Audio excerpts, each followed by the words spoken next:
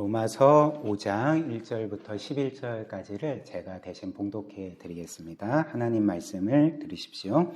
그러므로 우리가 믿음으로 의롭다 하심을 받았으니 우리 주 예수 그리스도로 말미암아 하나님과 화평을 누리자.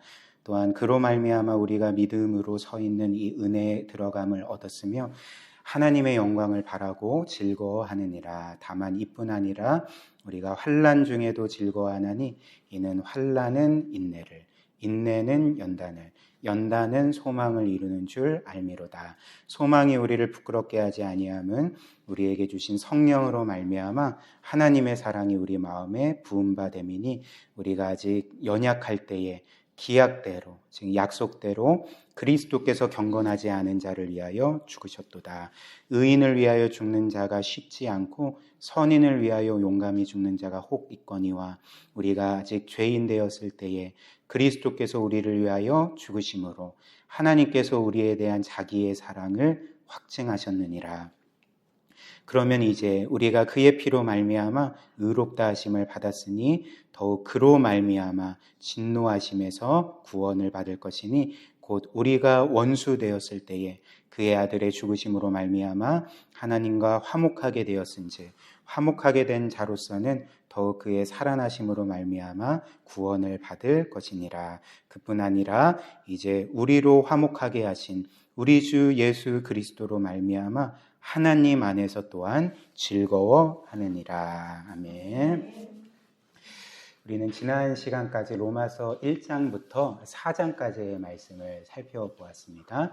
오늘이 13번째 시간이니까 거의 3달에 걸쳐서 1장부터 4장까지의 말씀을 살펴본 게 되겠죠. 그리고 이 로마서 1장부터 4장까지의 말씀의 핵심은 이런 질문입니다. 한 죄인이 하나님께 어떻게 의롭다 선언받을 수가 있는가? 제가 계속 말씀드리는 것처럼 성경에서 의롭다 선언받는 것은 하나님께 죄 없다 선언받고 또 더 나아가 하나님의 모든 말씀을 완벽하게 지킨 의로운 자로 선언을 받는 것입니다.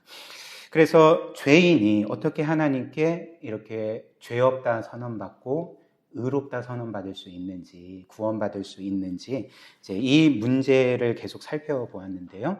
로마서는 이 문제에 대해서 어떻게 답을 줍니까? 오늘 로마서 5장 1절이 이렇게 시작하죠. 그러므로 우리가 믿음으로 의롭다 하심을 받았으니 우리가 믿음으로 하나님께 의롭다 하심을 받았으니 죄인이 어떻게 의롭다함을 받을 수 있는가에 대한 답은 그리스도를 믿음으로 의롭다함을 받는다입니다.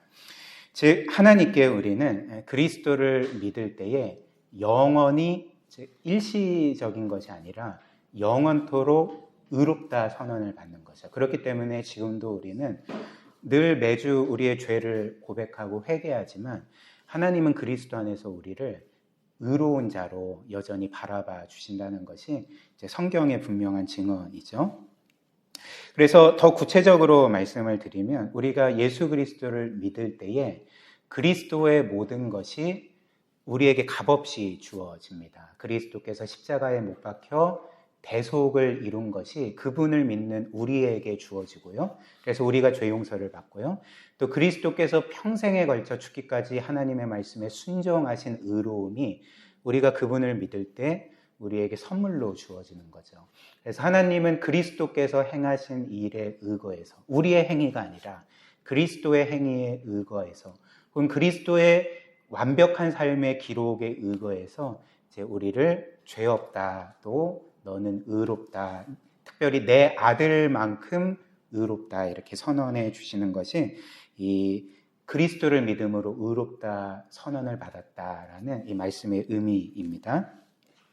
그리고 우리는 여기에서 이 기독교의 복음이 이 세상의 모든 종교들과 정말 현격하게 다름을 발견하게 됩니다. 이 세상에도 그 종교들이 말하는 구원이 있지 않습니까?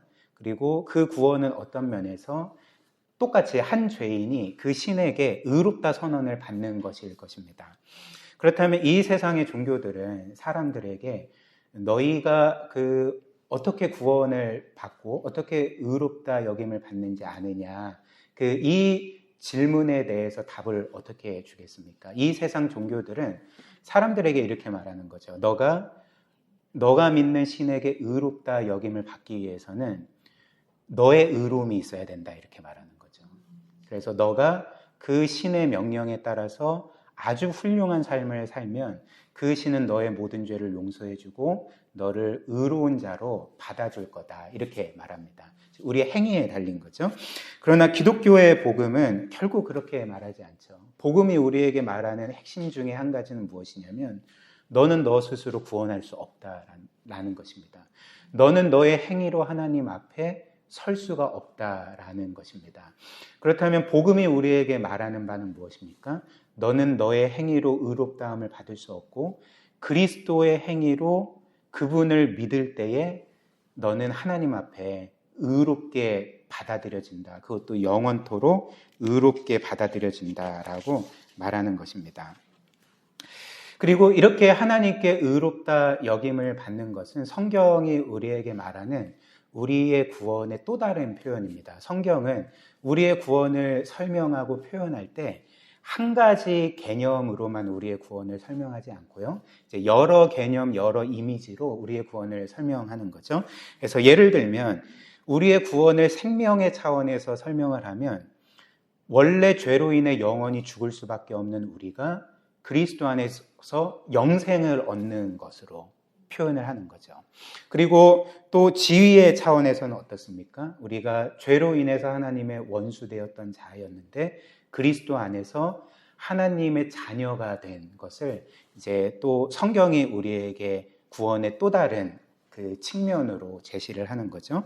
그리고 사법적 차원에서는 어떻겠습니까? 하나님은 이 세상의 창조자일 뿐만 아니라 온 세상 만물의 심판자이십니다. 그래서 성경이 우리에게 알려주는 것처럼 우리를 포함해서 이 세상 모든 사람은 반드시 죽고 그러면 죽은 이후에는 어떻다고 말합니까? 모든 사람이 한 번 죽는 것은 확실하고 그 이후에는 심판이 있으리라 말하지 않습니까? 즉 우리 모두는 하나님의 심판대 앞에 설 것입니다. 근데 사법적 측면에서 성경은 우리의 구원을 어떻게 설명하냐면 심판대 앞에 우리가 섰을 때에 그 궁극적인 심판자이신 하나님께서 그리스도께서 행하신 일 때문에 우리를 너는 무죄다라고 하면서 판결을 해주시고 너는 의로운 자다 하면서 판결을 해주시는 것이 이게 이제 우리의 구원을 사법적인 측면에서 본 그 성경의 그 증언이라는 거죠. 그래서 이것이 바로 우리가 로마서 1장부터 4장까지 살펴본 이제 복음의 핵심, 이 로마서 말씀의 핵심이라 할 수가 있죠. 그리고 나서 로마서 5장은 이렇게 말합니다. 1절을 다시 한번 보십시오. 그러므로 우리가 믿음으로 의롭다 하심을 받았으니 우리가 믿음으로 의롭다 하심을 받았기 때문에 우리 주 예수 그리스도로 말미암아 하나님과 평화를 누리자, 화평을 누리자. 이 말씀의 요지가 무엇입니까? 우리가 그리스도, 그 예수 그리스도를 믿음으로 의롭다 여김을 받았기 때문에 우리는 이제 이런 삶을 살아야 된다 이렇게 촉구를 하는 거죠. 너희에게는 이런 삶이 가능하다라고 알려주고 있습니다. 그렇다면 어떤 삶이 가능하다고 말해줍니까? 하나님과 화평하는 삶을 살아갈 수가 있다. 그리고 마땅히 살아야 된다. 이렇게 말하고 있습니다. 따라서 오늘 우리는 이 로마서 5장의 말씀을 통하여서 이제 그리스도를 믿고 의롭다함을 받은 우리가 마땅히 살아야 될 삶, 그리고 마땅히 누려야 할 삶에 대해서 두 가지로 살펴보겠습니다. 첫 번째로는 오늘 1절 말씀처럼 우리는 하나님과 화평을 누리는 삶을 살아야 됩니다. 화평을 누려야 되고요.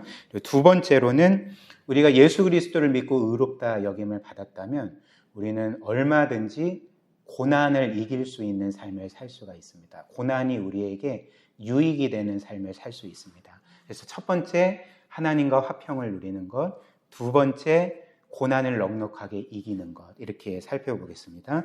첫 번째로 그리스도를 믿음으로 의롭다 선언받은 우리는 하나님과 화평을 누려야 됩니다. 그러므로 하나님과 화평을 누리자 이렇게 말하죠.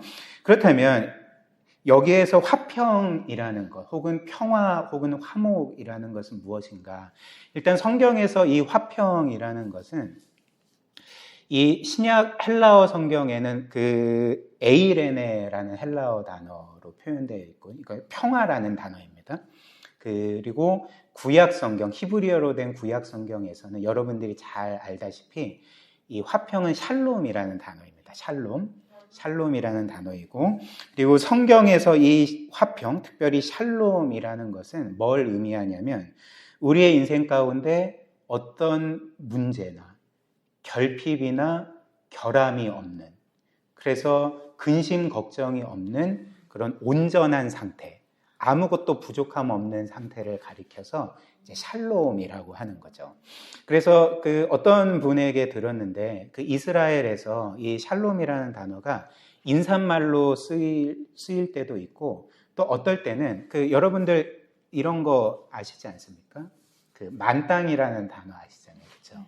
만땅이라는 단어. 그래서 뭐 기름 만땅 넣어주세요라던가, 아니면 어떤 음식을 주문할 때 그 반만 주지 말고 그냥 꽉 차게 주세요라고 할 때 꽉 찬 게 이 샬롬이랍니다. 이제 정확한지는 모르겠지만, 그래서 이렇게 꽉 찬 것, 충만한 것, 어떤 결함이나 결핍도 없는 온전한 상태를 이제 화평이라고 하는 거죠. 그렇다면 관계에 있어서 화평은 뭘 의미할까요?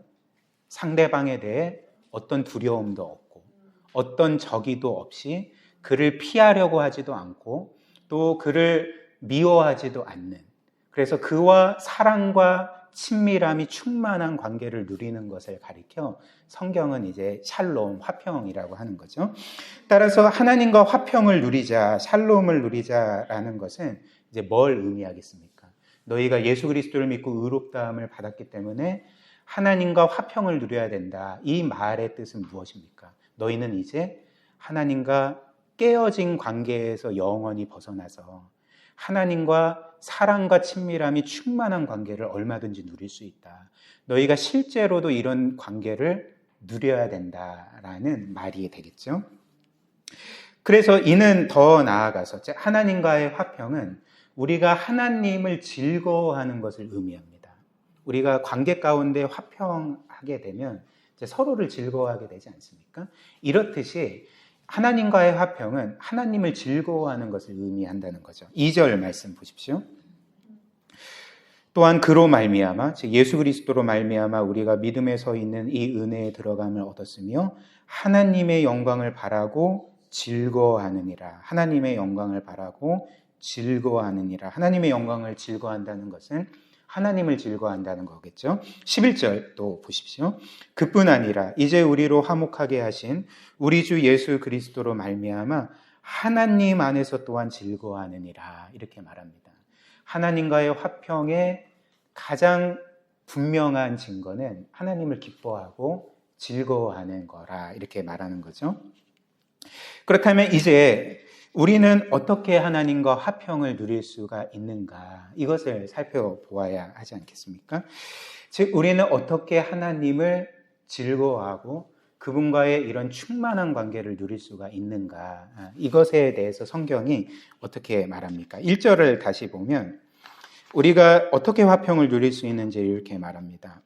하반절 보시면 우리 주 예수 그리스도로 말미암아 하나님과 화평을 누리자.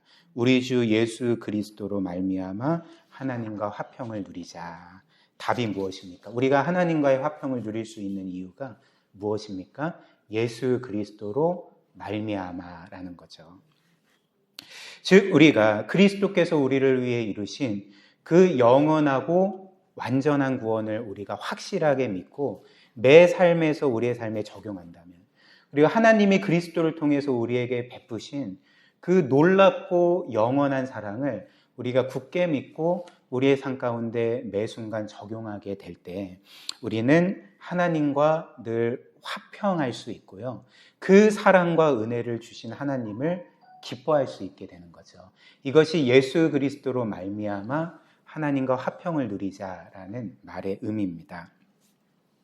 그래서 로마서 5장 10절 말씀은, 그리고 어떤 면에서 로마서 전체가 이렇게 우리에게 알려주는 거죠. 그리스도께서 우리를 위해 이루신 구원이 그것을 또 다르게 표현하자면 하나님과의 화평이라는 것입니다. 하나님과의 화평을 이루는 것이 우리의 구원의 그 또 다른 측면이라는 거죠. 그래서 여러 그림으로 계속 설명하죠.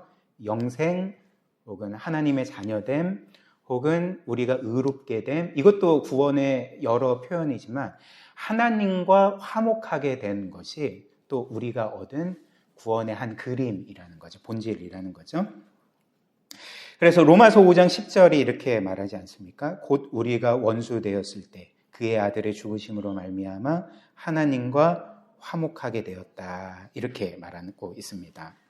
근데 이는 바꿔 말하면 우리가 구원받기 전에 어떤 상태라고 말하는 것입니까? 구원이 하나님과의 화평이라면, 그렇다면 우리가 구원이 없었을 때는 어떤 삶을 살았다는 것입니까? 하나님과 불화한 삶을 살았다는 거죠. 하나님과 깨어진 관계 가운데 살았고, 그 관계가 깨어졌을 뿐만 아니라 성경에 따르면 모든 사람은 하나님의 진노와 심판 아래 있었다라고 우리에게 알려주고 있습니다.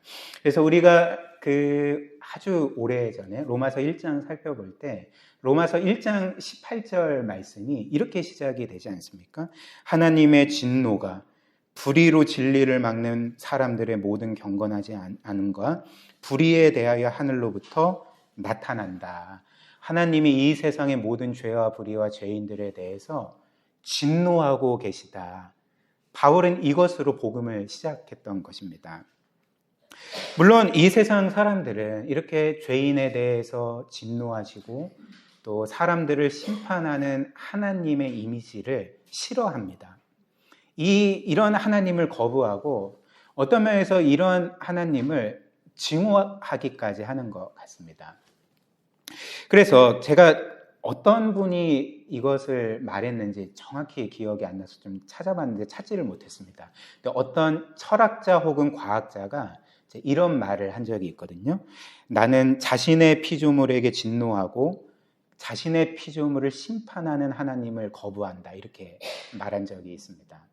자신의 피조물을 진노하고 그 피조물에 대해서 진노하고 자신이 창조한 피조물에 대해서 심판을 내리는 하나님을 나는 거부한다, 이렇게 말했는데, 이게 어떤 면에서 세상 사람들의 하나님께 대한 그런 생각과 또 감정이 아니겠습니까? 그렇다면 그 진노하시는 하나님은 정말 부당한 것일까요? 세상 사람들이 이 세상의 죄와 불의와 죄인들에 대해서 진노하고 심판하는 하나님을 거부하고 또 뭔가 불의하다고 생각을 하는데 그게 정말 맞겠습니까? 그렇지 않습니다. 오히려 이 세상의 죄와 불의에 대해서, 죄인들에 대해서 심판하시는 하나님은 그것 자체가 그 하나님이 참되신 하나님, 참되신 신임을 보여준다는 거죠. 예를 한번 들어볼까요? 제가 여러 차례 든 예인데, 과거에 그 옛날 옛적에 한 나라의 왕이 한 나라를 다스릴 때에 그 나라에서 벌어지는 온갖 범죄들과 그 죄를 짓는 죄인들에 대해서 전혀 화내지 않고 그 죄인들을 처벌하지도 않고 그 죄인들을 다 무죄석방해주는 그 왕이 있다면 그 나라의 백성은 그 왕에 대해서 이렇게 말할까요? 와, 우리 왕은 너무 훌륭하구나. 우리 왕은 너무나도 선하구나. 나는 우리 왕이 너무나도 자랑스러워. 너무 사랑스러워. 이렇게 말하겠습니까? 그렇지 않습니다. 이렇게 자신의 나라에서 벌어지는 범죄에 대해서 그냥 눈 감고 무죄 석방하는 그런 왕은 그 백성들이 증오할 왕인 거죠. 올바른 왕이라면 어떻게 해야 되겠습니까? 나라 안에서 벌어지는 범죄들에 대해서 마땅히 분노해야 되고 그 범죄들에 대해서 공의롭게 처벌해야 됩니다. 이게 이제 올바른 왕이라는 거죠. 근데 하물며 우주 만물의 그 가장 높으신 왕이신 하나님은 어떠하시겠습니까? 그러니까 하나님은 그분이 참되신 신이시라면, 참 하나님이시라면 이 세상의 죄와 불의와 온갖 범죄와 죄인들에 대해서 반드시 진노하셔야 된다는 거죠. 반드시 심판하셔야 됩니다. 그래서 심판하셔서 공의를 이루셔야 한다는 거죠. 사실 여러분들도 그렇고 저도 그렇고 이 세상 사람들이 가진 그 마음의 가장 큰 갈망 중에 하나가 뭔지 아십니까? 공의에 대한 갈망입니다. 여러분들도 뭐 정치색이 각각 다르겠지만 그리고 이 세상을 바라보는 눈이 다 다르겠지만 우리가 공통적으로 갖고 있는 갈망은 무엇이냐면 이 세상이 뭔가 공정하고 공의롭고 죄인들은 법에 따라서 공의롭게 처벌받고 그래서 뭔가 선하고 또 뭔가 의롭게 사는 사람들은 그에 마땅한 대우를 받는 그 사회를 여러분들은 꿈꾸실 것입니다. 이런 갈망이 우리 모두에게 이 세상 사람들에게 있다는 거죠. 근데 이런 면에서 하나님은 우리 모두에게 이 세상 모든 사람들이 갖고 있는 그 궁극적인 갈망을 완전히 성취하실 수 있는 하나님이시라는 거죠. 이 세상의 어떤 정치 체계도 이렇게 깨트려진 세상을 고친 적이 없습니다. 이 세상의 어떤 힘도 어떤 사상도 이런 깨어진 세상을 한순간이라도 고친 적이 있습니까? 없습니다. 그렇기 때문에 사람들은 늘 이런 공의가 온전히 이루어질 그 세상을 꿈꾸면서 갈망하는 거죠. 이것을 이루실 분은 오직 하나님밖에 없으십니다. 근데 이제 문제는 무엇일까요? 우리가 비난하는 어떤 특정한 죄인들뿐만 아니라 우리 모두가 하나님 앞에 죄인이라는 거죠. 우리 모두가 하나님 앞에 그분의 진노와 심판을 받아야 될 죄인이라는 것입니다. 즉 우리는 원래 창조주인 하나님이 아닌 것들을 하나님으로 삼아 살던 사람들이고 그리고 우리의 창조주인 하나님의 뜻보다는 우리가 마음과 생각에 원하는 것을 하여서 그 하나님을 거슬러 살던 그런 사람들이 우리가 아니겠습니까? 그래서 아까 우리가 인용한 것처럼 로마서 1장 18절이 하나님의 진노가 이 세상 모든 죄인들에게 지금 임하고 있다. 하나님이 모든 죄인들에 대해 모든 불의한 것들에 대해서 진노하고 계시다. 이렇게 말하는 거죠. 그래서 우리 모두는 원래 하나님과 불화한 자들이었습니다. 그래서 오늘 성경은 우리가 구원받기 전의 상태를 이제 세 가지 때로 알려주고 있습니다. 그래서 6절 말씀 보면 우리가 연약할 때, 또 8절 말씀 보면 우리가 아직 죄인 되었을 때, 또 10절 말씀 보면 우리가 하나님과 원수 되었을 때, 우리가 구원받기 전의 상태를 이렇게 말하는 거죠. 우리가 연약할 때는 어떤 상태냐면 우리가 우리 힘으로, 우리 스스로는 결국 구원받을 수 없을 때를 의미하고요. 또 우리가 죄인 되었을 때는 우리의 마음과 행동에 온갖 죄가 있었을 때를 의미하죠. 또 10절 말씀은 그로 인해서 우리가 하나님의 진노를 받아 마땅한 하나님의 원수였음을 우리에게 알려줍니다. 즉 우리는 그리스도를 믿음으로 그분의 그 완전한 구원에 의해서 하나님과 화목하게 되었지만 원래 우리 자신은 하나님과 화목할 수 없는 자들이었다는 거죠. 우리는 하나님과 불화한 자들이었습니다. 이것이 우리의 인생의 궁극적인 문제였다는 거죠. 여러분들 한번 생각을 해보십시오. 뭐 지금도 그렇고 과거도 그렇고 한 나라에서 자신이 원하는 모든 것을 이루고 모든 것을 갖고 자기가 원하는 만큼 지위에 올라간 사람이 있다고 해봅시다.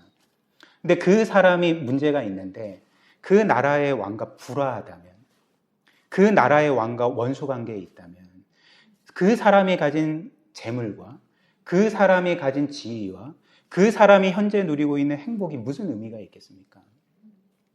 그 왕과 불화한 관계가 있는데, 그런데 우리가 하나님의 피조물일 뿐인 우리가 이 세상에서 나름 잘 살고 뭔가 떵떵거리며 살고 우리가 원하고 바라는 바를 이루고 성취하고 우리가 원하는 것을 소유했다 할지라도 그가 거스르고 있는 것이 이 세상 만물을 말씀 한마디로 창조하신 하나님이시라면, 전능하신 분이라면, 주권자시라면 그의 인생의 문제는 이 세상에 있지 않고 하나님과 불화한 관계에 있다는 거죠. 그런데 우리가 이렇게 죄인이자 하나님의 원수였을 때 놀랍게도 하나님께서 이루신 일이 무엇입니까? 다시 6절 보십시오. 우리가 아직 연약할 때에 기약대로, 즉 우리에게 주신 약속대로 그리스도께서 경건하지 않은 자를 위하여 죽으셨도다. 8절 우리가 아직 죄인 되었을 때에 그리스도께서 우리를 위하여 죽으심으로 하나님께서 우리에 대한 자기의 사랑을 확증하셨느니라. 10절 곧 우리가 원수 되었을 때에 그 아들의 죽으심으로 말미암아 하나님과 화목하게 되었은지 화목하게 된 자로서는 더욱 그의 살아나심으로 말미암아 구원을 받을 것이니라. 이렇게 말을 하는 거죠. 오늘 장현아 성도님 집사님께서 대표기도 하시면서, 이거는 이제 원고에 없는 말입니다.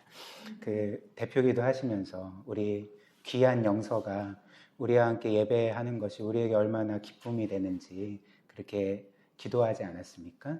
이 세상에 부모에게 가장 귀한 것은 부모가 배 아파서 낳은 자녀입니다. 눈 안에 넣어도 아프지 않고 어떤 면에서 자신의 생명보다도 귀한 것이 자녀가 아니겠습니까? 근데 하나님께서 자신에게 반역하고 자신을 끝없이 거스르고 자신의 원수 되었던 우리를 위해 행하신 일이 무엇입니까? 오늘 말씀처럼 그 아들을 우리를 위하여 죽이신 것이었죠. 그리스도께서 우리를 위하여 죽으신 것. 그 아들의 피값으로, 그 아들의 희생으로 우리를 구원하시고 우리의 모든 죄를 영원히 대속하시고 우리를 그 원수였던 우리와 화목의 관계로 먼저 들어가신 것이 하나님께서, 놀랍게도 하나님께서 우리에게 행하신 그 구원이라는 것입니다. 우리는 하나님과 화목하려고 애쓴 적도 없고 하나님께 먼저 화해의 손을 내민 적도 없습니다. 그런데 하나님께서 우리에게 화해의 손을 먼저 내미시고 화해의 손을 먼저 내미신 정도가 아니라 그 아들을 우리에게 주신 거죠. 그래서 그 아들의 피값으로 오늘 10절 말씀처럼 하나님의 원수였던 우리가 하나님과 화목하게 되었다. 하나님과 사랑과 친밀함이 충만한 관계로 들어가게 하셨다라고 우리에게 알려주고 있는 것입니다.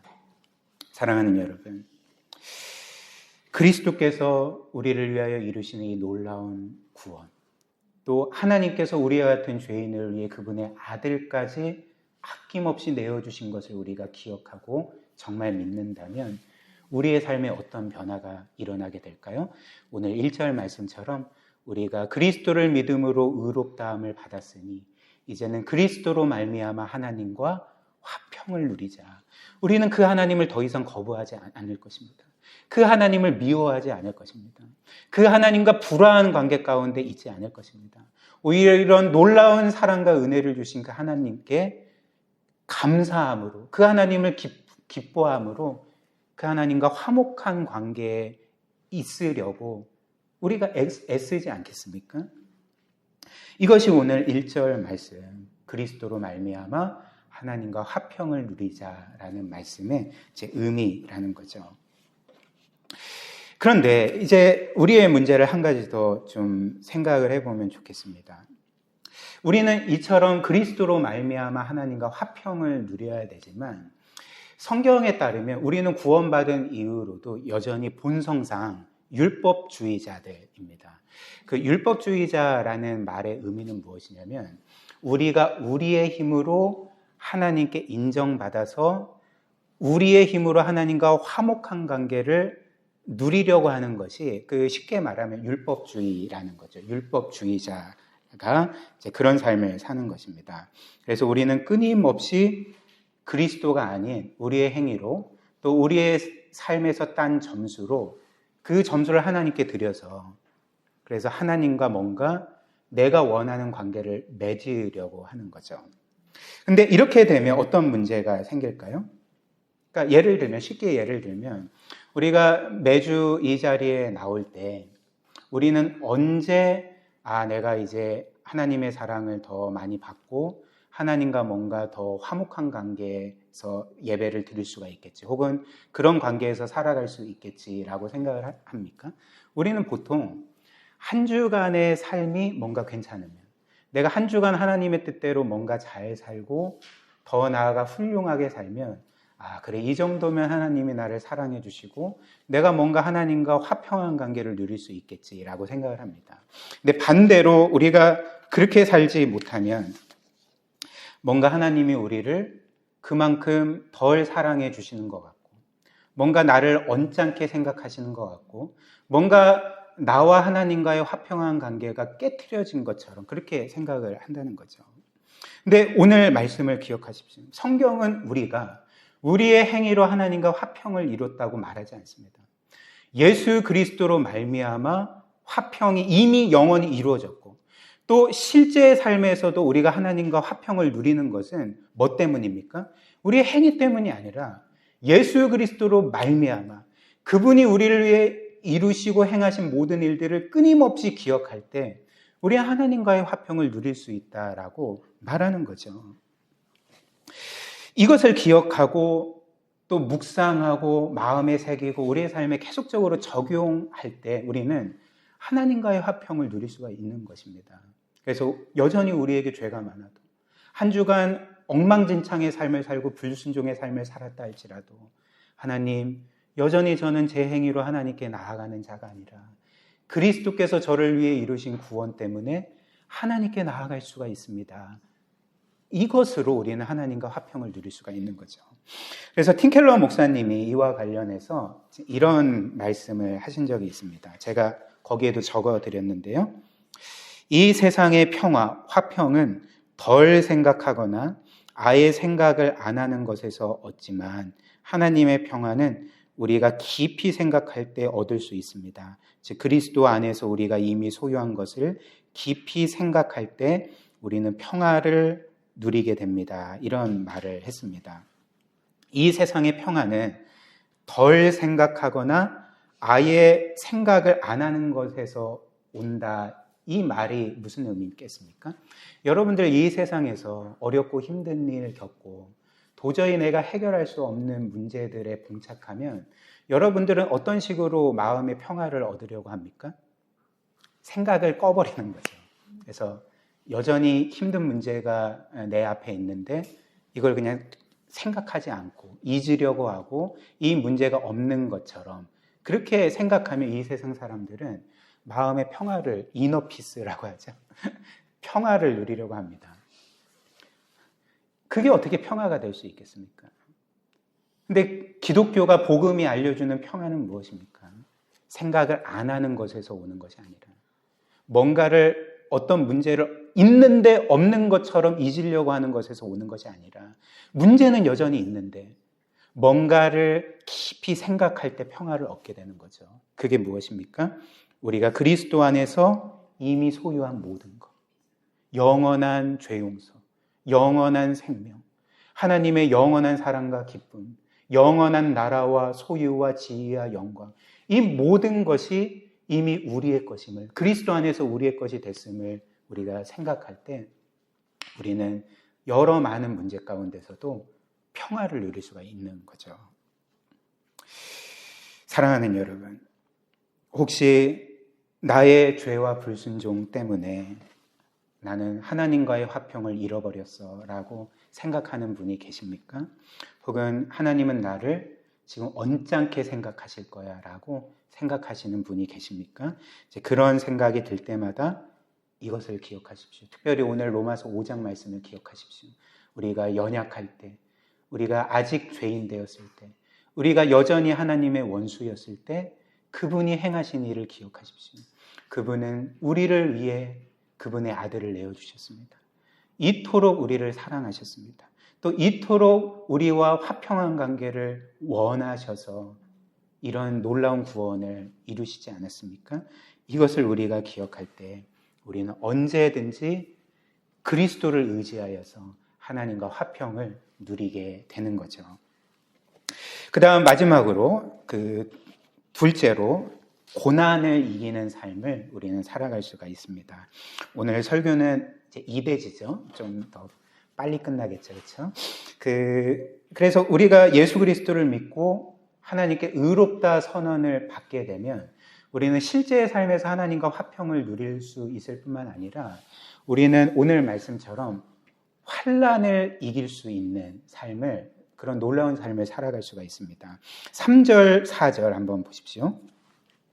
다만 이뿐 아니라 우리가 환난 중에도 즐거워하나니 이는 환난은 인내를, 인내는 연단을, 연단은 소망을 이루는 줄 알미로다. 이렇게 말합니다.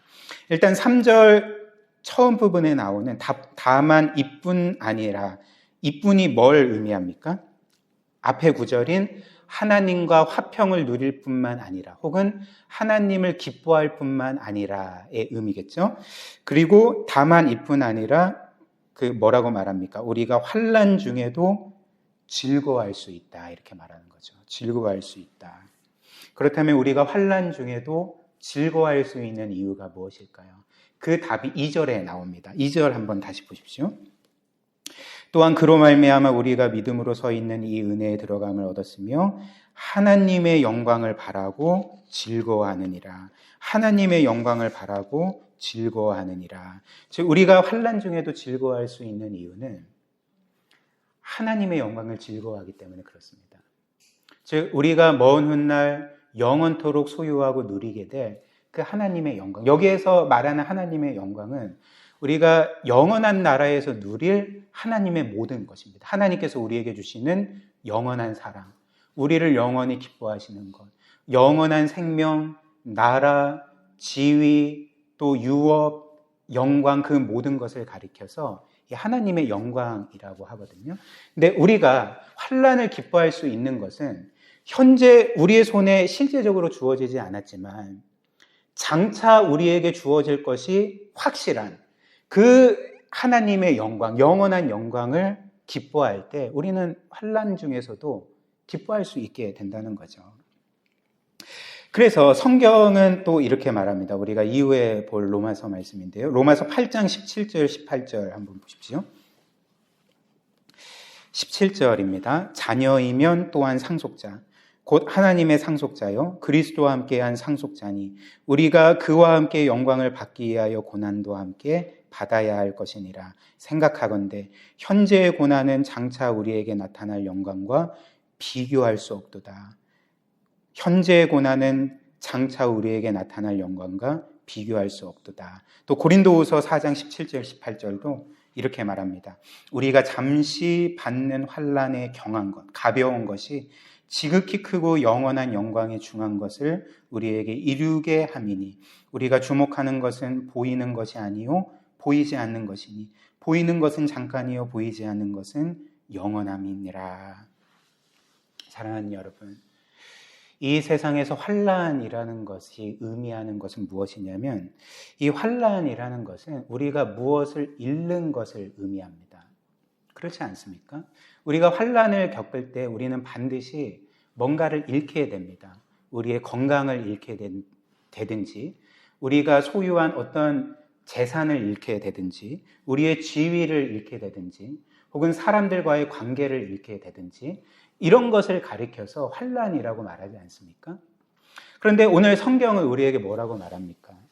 너희가 예수 그리스도를 믿는다면 너희가 환난을 겪어도 너희는 결코 잃는 것이 없다. 물론 너희가 어떤 것을 잃게 되겠지만 그것은 너희에게 잃어버린 게 아니다. 왜냐하면 너희가 그리스도 안에서 이미 얻은 그 하나님의 영원한 영광에 비해서 이것은 아무것도 아니기 때문에 그렇다. 오늘 고린도후서 말씀처럼 환난에 경한 것이 지극히 크고 영원한 영광에 중한 것을 우리에게 이루려 하니 우리가 이미 가진 영원한 것에 비해서는 이 모든 것이 아무것도 아니기 때문에 오히려 우리의 시선이 우리가 잃는 것에 있지 않고 우리가 영원히 누릴 것에 있게 되면 우리는 환난 가운데서도 기뻐할 수 있게 된다는 거죠.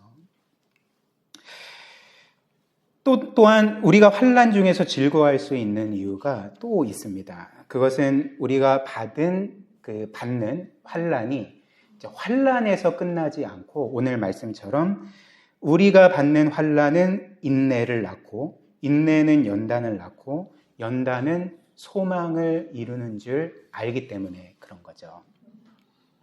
여기에서 그 환난은 인내를, 인내는 연단을, 연단은 소망을 이룬다라고 할 때 이 이루다라는 이 원문의 헬라어 단어는 그 이루다, 어떤 것을 성취하다는 의미도 있지만 그 어떤 것을 낳다 혹은 어떤 것을 경작하다 혹은 어떤 것을 개발하다라는 의미도 있거든요. 그래서 여기에서 이 개역개정은 그 이루다라고 번역을 했지만 제가 봤을 때는 이루다라는 것보다는 낳다 혹은 개발하다라는 의미가 더 정확한 것 같습니다. 왜냐하면 환난은 인내를 성취한다라기보다는 환난은 인내를 낳는다 혹은 개발시킨다라는 것이 더 낫기 때문에 그런 거죠. 어찌됐든 우리가 예수 그리스도를 믿는다면 우리가 겪는 환난, 그것이 어떤 종류이든지 간에 그 환난은 우리에게 인내를 낳는 거죠. 인내의 성품을 개발시킵니다. 그래서 우리는 인내의 사람으로 성장하게 되는 거죠. 그런데 이제 우리가 오해하지 말아야 될 것이 있는데 여기에서 환난이 인내를 낳는다고 할 때 이 인내는 여러분들 이 인내를 어떻게 생각을 하십니까?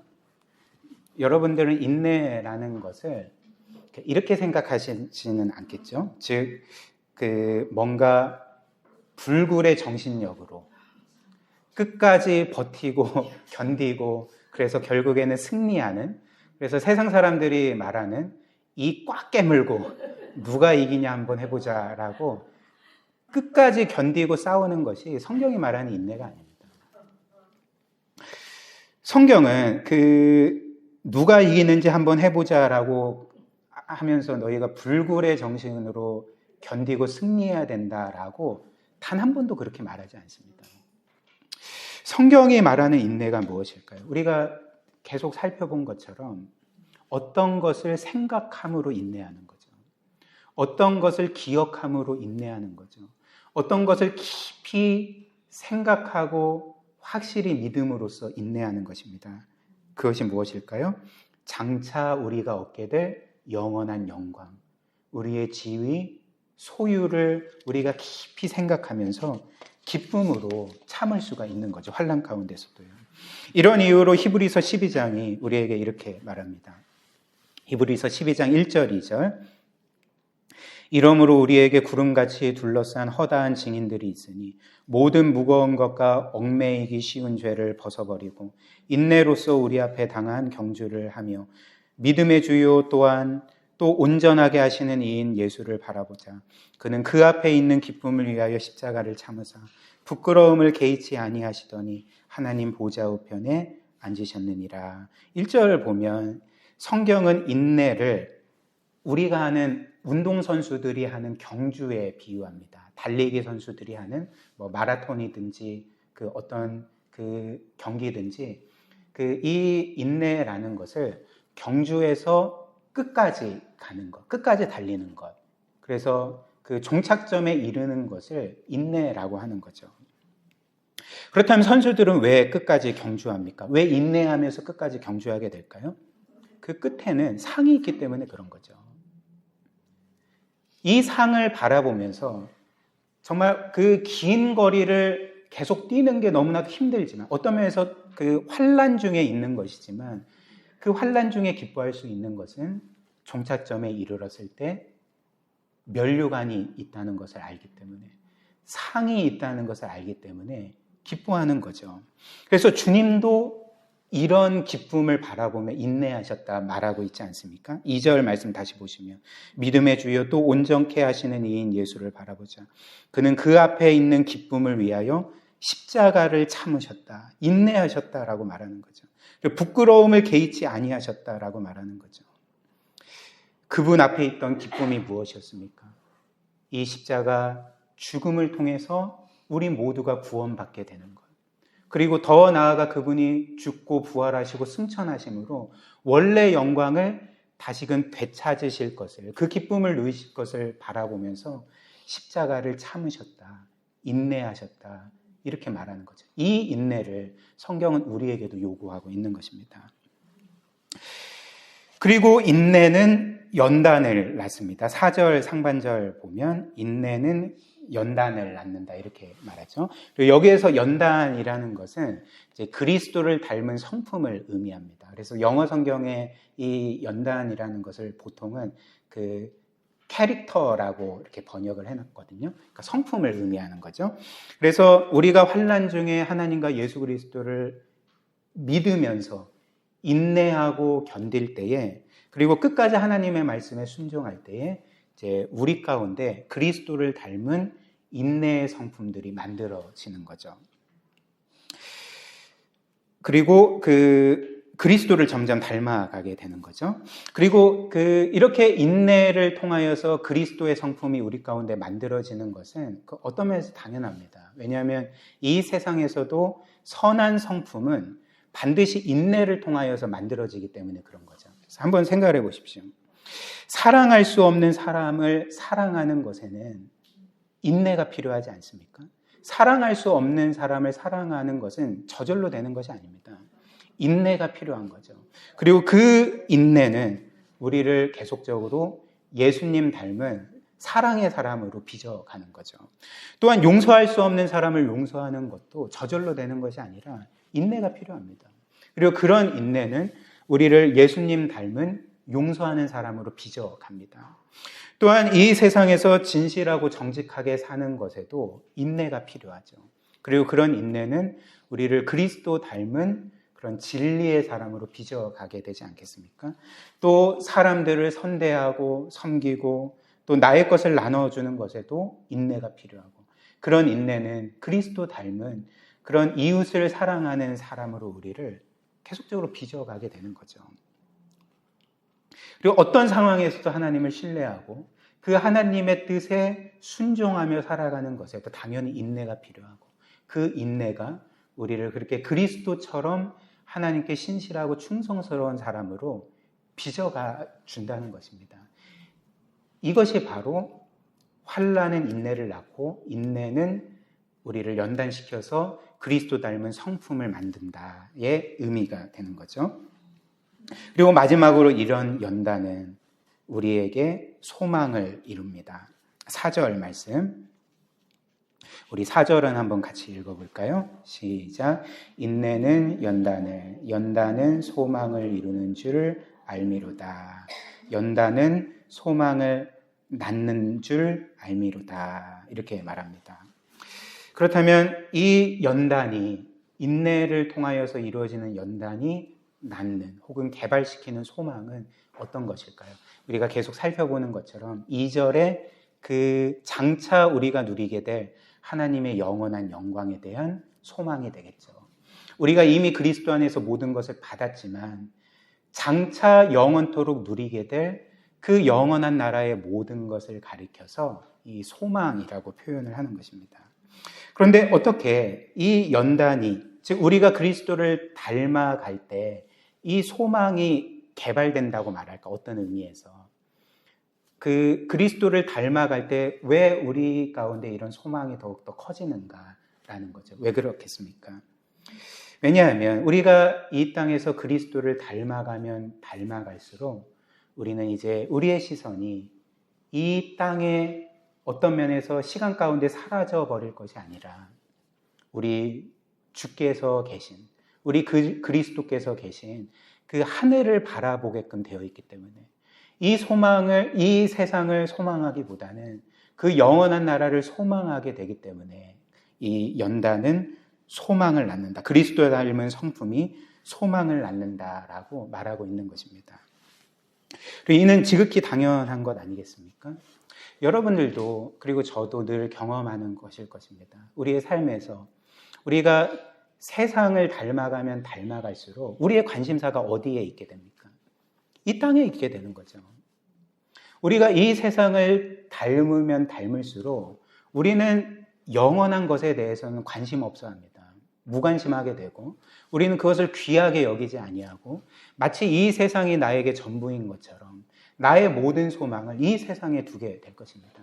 근데 우리가, 저와 여러분들이 이 땅에서 그리스도의 말씀대로 살면서 환난 중에 인내하며 계속적으로 그리스도를 닮아가게 되면 우리의 시선은 이 땅이 아니라 하늘을 바라보게 되고 우리는 이 땅에 소망을 두고 이 땅이 우리에게 전부인 것처럼 살아가지 아니하고 우리에게는 이미 영원한 나라가 있고 영원한 영광이 있고 나를 영원토록 사랑하실 삼위 하나님이 계시고 그 하나님과 그분의 모든 것이 우리의 최고의 소망이 되고 우리의 모든 소망이 되게 된다는 거죠.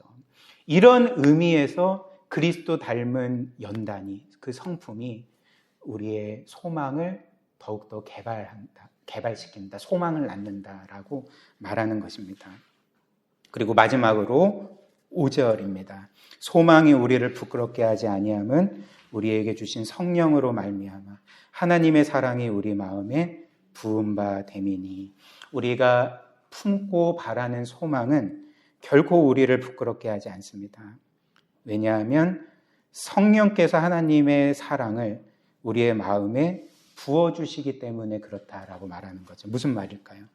우리가 이렇게 예배 가운데 혹은 개인적으로 하나님의 말씀을 읽고 묵상할 때에 성령께서 그 말씀을 사용하셔서 하나님의 사랑을 우리로 하여금 깨닫게 하시고 경험하게 하실 때에 우리는 이런 확신을 갖게 되는 거죠.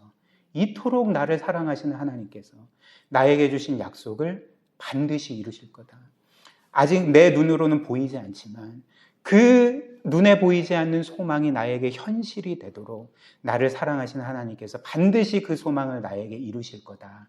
그렇기 때문에 이 사랑으로 우리는 소망이 우리를 부끄럽게 하지 않게 됨을, 여기서 부끄럽게 하지 않는다라는 것은 우리를 실망시키지 않는다라는 것입니다.